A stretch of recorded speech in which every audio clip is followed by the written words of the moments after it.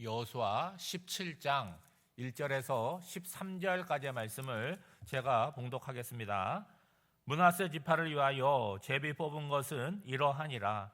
므낫세는 요셉의 장자였고 므낫세의 장자 마길은 길르앗의 아버지라.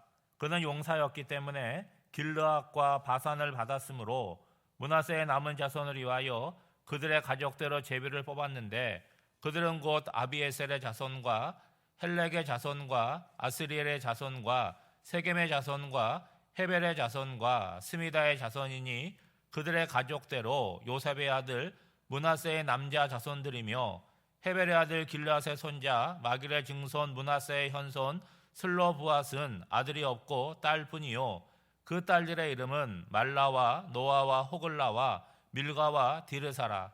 그들의 제사장 엘르아살과 눈의 아들 여호수아와 지도자들 앞에 나와서 말하기를 여호와께서 모세에게 명령하사 우리 형제 중에서 우리에게 기업을 주라 하셨다 하매 여호와의 명령을 따라 그들에게 그들의 아버지 형제들 중에서 기업을 주므로 요단 동쪽 길르앗과 바산 외에 므낫세에게 10분깃이 돌아갔으니 므낫세의 여자 자손들이 그의 남자 자손들 중에서 기업을 받은 까닭이었으며 길르앗 땅은 므낫세의 남은 자손들에게 속하였더라. 므낫세의 경계는 아셀에서부터 세겜 앞 믹무닷까지이며 그 오른쪽으로 가서 엔답부아 주민의 경계에 이르나니 답부아 땅은 므낫세에게 속하였으되 므낫세의 경계에 있는 답부아는 에브라임 자손에게 속하였으며 또 그 경계가 가나 시내로 내려가서 그 시내 남쪽에 이르나니 므낫세의 성읍 중에 이 성읍들은 에브라임에게 속하였으며 므낫세의 경계는 그 시내 북쪽이요 그 끝은 바다이며 남쪽으로는 에브라임에 속하였고 북쪽으로는 므낫세에 속하였고 바다가 그 경계가 되었으며 그들의 땅은 북쪽은 아셀에 이르고 동쪽은 이사갈에 이르렀으며 이사갈과 아셀에도 므낫세의 소유가 있으니 곧 베스안과 그 마을들과 이블르함과 그 마을들과 돌의 주민과 그 마을들이요 또 엔돌 주민과 그 마을들과 다하낙 주민과 그 마을들과 묵깃도 주민과 그 마을들 새 언덕 지역이라. 그러나 므낫세 자손이 그 성읍들의 주민을 쫓아내지 못하매 가나안 족속이 결심하고 그 땅에 거주하였더니 이스라엘 자손이 강성한 후에야 가나안 족속에게 노역을 시켰고 다 쫓아내지 아니하였더라. 아멘. 여호수아의 전반부인 12장까지는 가나안 정복 전쟁에 대해서 기록하고 있고 13장부터는 그 가나안 땅을 분배하는 내용을 전하고 있습니다. 오늘 본문은 16장에 이어서 요셉 지파에게 이 땅을 분배하는 내용이 나오는데 요셉의 두 아들 에브라임과 므낫세가 분배받은 땅을 기록하고 있지요. 특징적인 것은 이스라엘에 12지파가 있는데 그 가운데 요셉 지파, 두 개의 지파로 나뉘었는데 그들이 받은 땅이 다른 지파에 비해서 월등하게 많다라고 하는 것이죠. 1절을 보면 므낫세가 요셉의 장자임을 밝히고 있어요. 굳이 밝힐 필요가 없는데 이 여호수아의 흐름을 보시면 장자가 먼저 나와야 되는데 차자인 에브라임이 먼저 나왔잖아요. 그것을 설명하려고 얘기하는 것 같습니다.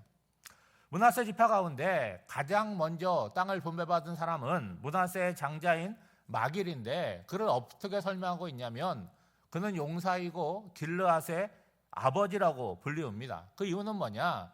그가 분배받은 땅이 바로 길르앗 땅이고 그리고 바산이기 때문이죠. 여러분, 이 길르앗과 바산이라고 하는 것은 가나안 땅이 아닙니다. 요단 동편에 있는 땅이에요. 그러니까 요단 동편에 있는 땅은 하나님께서 약속으로 주시겠다고 한 땅이 아닙니다. 근데 그 땅을 지나올 때 그 땅의 족속들이 이들의 길을 막고 대적하는 과정 가운데 차지하게 된 그런 땅이죠. 그 땅을 루벤과 갓 지파와 므낫세 반 지파가 차지하게 되는데 그들에게 땅을 분배해 준 것이 아니라 그들이 그 땅을 달라고 요구하였기 때문이에요. 그때 모세가 조건을 내거지 않습니까? 이제 가나안 정복 전쟁을 해야 되는데 너희들은 여기에 남아있으면 안 된다. 너희들이 앞장서서 가나안 정복 전쟁을 다 마치게 되면 그때 이 땅을 주겠다고 약속을 합니다. 그래서 가족들을 남겨놓고 이 두 지파 반이죠. 두 지파가 가나안 정복 전쟁을 가장 앞서서 수행을 하게 되죠. 그래서 그들에게 오늘 본문은 뭐라고 얘기하냐면 그들은 다 용사였다라고 표현을 하는 거예요. 그리고 3절에서 6절 말씀에 보면 좀 독특한 내용이 나오는데 슬로보앗의 딸들이 등장을 합니다. 슬로보앗이라고 하는 사람은 이 므낫세 지파에 속한 사람인데 아들이 없었어요. 그러니까 그 당시에는 그 땅이라고 하는 기업을 아들을 통해서 물려받는데 아들이 없고 딸만 5이니까 그 이름이 지워지고 그 기업이 중단되는 거 아니겠습니까? 그러니까 지도자들에게 나와가지고 요구를 하는 거예요. 여러분, 이 내용은 오늘 본문에 처음 나오는 것이 아니라 민수기 27장에 처음 등장을 하게 됩니다.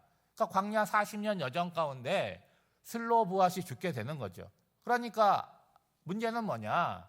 아들이 없다는 이유로 이제 그 기업이, 그 이름이 사라지게 되는 거죠. 그러니까 딸들이 나와가지고 모세와 지도자들에게 요청을 하는 거예요. 아니, 아들이 없다고 그 기업이 사라지는 게 말이 되지 않느냐? 우리가 딸이 5이나 있는데 딸들에게라도 물려줘야 되지 않느냐라는 요구를 하는 거죠. 모세는 그런 요구를 처음 받으니까 자기가 결정할 수 없어서 하나님께 묻습니다. 근데 하나님께서 뭐라고 말씀하시냐면 슬로보앗의 딸들의 말이 옳다는 거예요. 그래서 그 기업에 대한, 그러니까 기업을 물려주는 것에 대한 기준을 새롭게 마련을 하시죠. 아들이 없으면 누구한테 물려주라는 거예요? 딸들에게 물려주라는 거예요. 그러면 이런 경우도 있지 않겠습니까? 아들도 없지만 딸도 없는 경우에는 어떻게 하느냐라고 해서 상속의 순서를 정해주는 거예요. 자, 아들이 있으면 아들에게 물려주면 제일 좋은데 아들이 없다, 그럼 딸에게 물려주라는 거예요. 그럼 딸도 없다, 어떻게 하냐? 그 사람의 형제들에게 주라는 거예요. 그러면 형제도 없다, 그러면 아버지의 형제들에게 주라는 거예요. 그래도 없다, 가장 가까운 친척에게 주라는 거죠. 여러분, 룻기를 보면 상속자가 없잖아요. 남자들이 다 죽으니까 뭐가 등장을 합니까? 기업 물을 자, 가장 가까운 친척을 찾게 되는데 이런 배경에서 나왔다고 보시면 되는 거죠. 그러니까 모세 때 이미 슬로보앗의 딸들에게 기업을 물려주라고 얘기했는데 그때는 기업이 없었잖아요.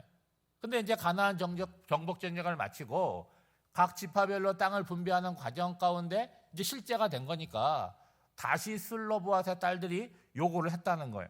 어떻게 되었을까요? 4절 하반절에 보면 여호와의 명령을 따라 그들에게 그들의 아버지 형제 중에서 기업을 주었다, 이렇게 말하고 있죠. 여러분, 이런 내용을 보면 하나님께서 우리의 요구를 귀담아 들으신다는 거예요. 사람들은요, 전통을 중요하게 여깁니다. 예전부터 이렇게 했으니까 이렇게 할 수 없다는 조건을 내걸어요. 근데 하나님께서는 우리들의 요구를 잘 들으십니다. 들어보시고 그게 합당하다라고 하시면 우리의 요구를 들어주신다는 거예요. 중요한 것은 뭡니까? 우리가 문제의식을 갖고 하나님께 말씀을 드리고 요구하는 것이 필요하다는 거예요. 여러분, 슬로보앗의 딸이 5인데 우리는 남자 형제가 없어서 기업이 없다, 불평하고 원망하는 거로 끝났다라고 한다면 여러분, 아무런 역사도 일어나지 않겠죠. 기업은 끊어지고 그들은 아무것도 아니었을 것입니다. 그렇지만 문제의식을 갖고 책임을 갖고 있는 지도자들에게 나아가서 자기들의 현실을 논리적으로 잘 설명을 했기 때문에 결과적으로 어떻게 됐다는 거예요? 하나님의 명령을 따라서 땅을 분배받았고 아버지의 기업을 이어가게 되었다는 거예요. 그런데 여러분, 더 중요한 것이 있습니다. 이것은 슬로보앗의 딸들에게만 일시적으로 적용된 것이 아니었다는 거예요.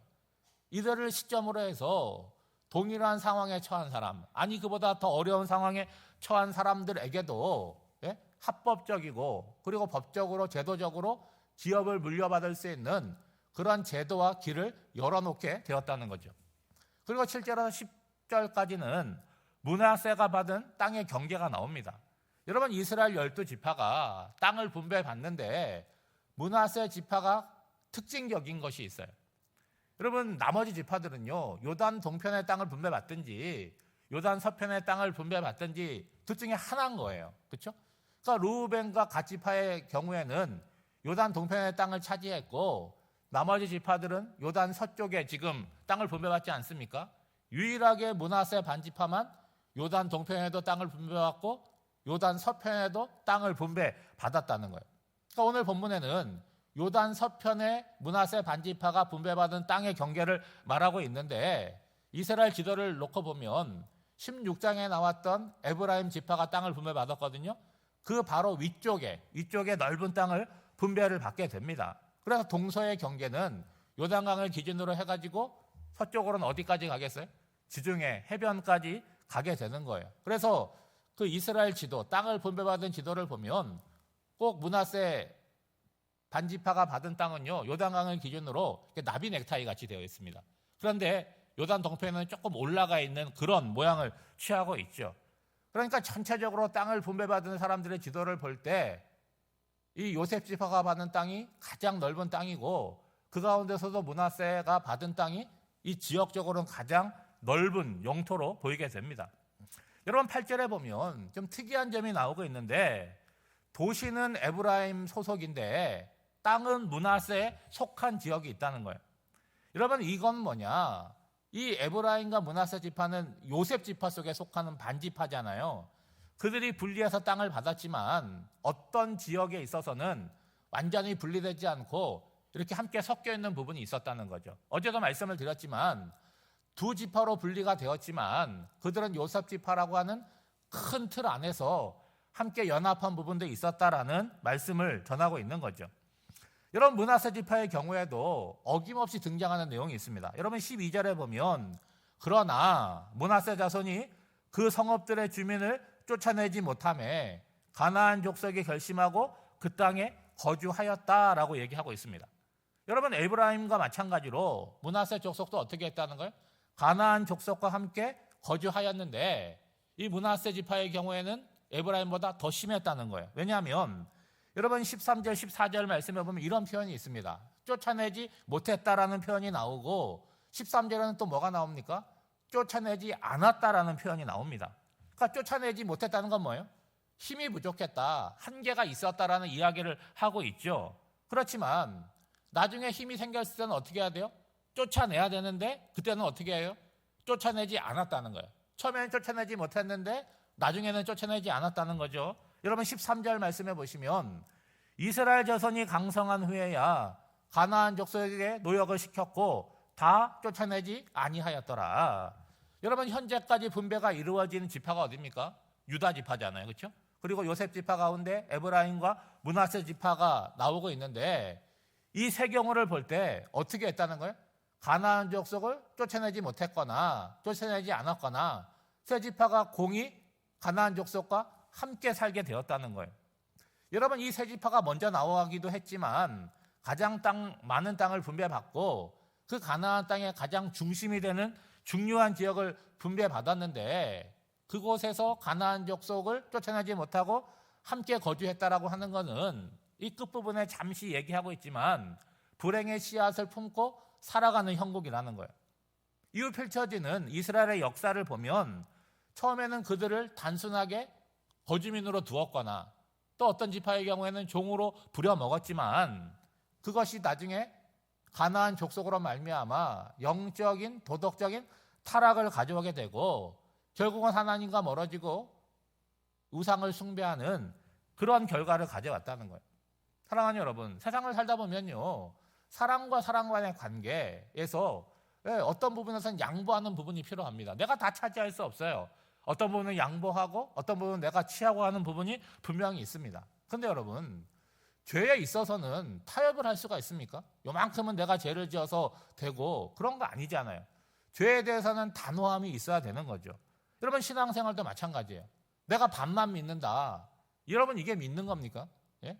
믿든지 안 믿든지 둘 중에 하나지. 나는 50%만 믿고 나는 40%만 믿고 그건 안 믿는 것과 똑같은 거예요. 믿는다라고 하는 100% 믿는 거고 90% 믿는다. 그런 거는 없는 것이죠.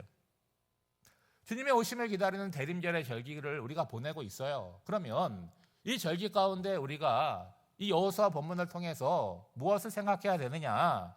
우리 자신을 돌아보는 거죠. 느슨하게 풀어진 것들 있지 않습니까? 신앙 안에 그런 것들을 다시 고쳐매고 또 새롭게 허락하실 날들을 바라봐야 되지 않겠습니까? 오늘 우리가 이 므낫세 지파의 땅 나눔을 보시면서 우리 삶에는 방치되어 있는 것, 쫓아내지 못하는 것, 그리고 또 쫓아내지 않는 것이 무엇이 있는지를 기억하시면서 깨끗하게 정리하고 온전히 주님만을 100% 신뢰하며 살아가는 저와 여러분이 되시기를 주님의 이름으로 축복합니다. 기도하겠습니다.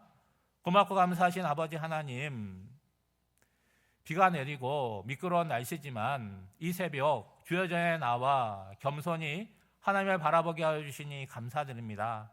한 해의 시간이 너무나 빠르게 지나 이제 올해도 20여일밖에 남지 않았습니다. 이 시기에 여호수아 말씀을 통하여 광야 생활을 끝내고 가나안 땅을 취하는 말씀을 보게 하심을 감사합니다.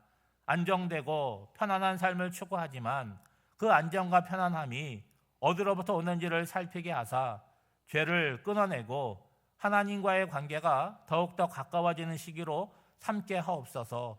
동절기에 성도들의 건강을 지켜주시되 어린 자녀들과 노년의 성도들을 붙들어 주사 겨울을 잘 지내게 하옵소서.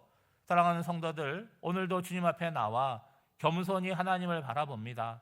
슬로브앗의 딸들의 요구를 하나님께서 귀담아 들으시고 그들의 말이 옳다 하시고 조치를 취해 주신 그 하나님의 은혜를 생각하며 우리들도 오늘 우리의 삶에 하나님께 아뢰야 될 것을 겸손하게 구할 때 하나님께서 들어주시고 우리의 삶을 통해서 새로운 질서와 새로운 은혜를 부어주실 줄을 믿고 신뢰하며 하나님께 구하게 하옵소서.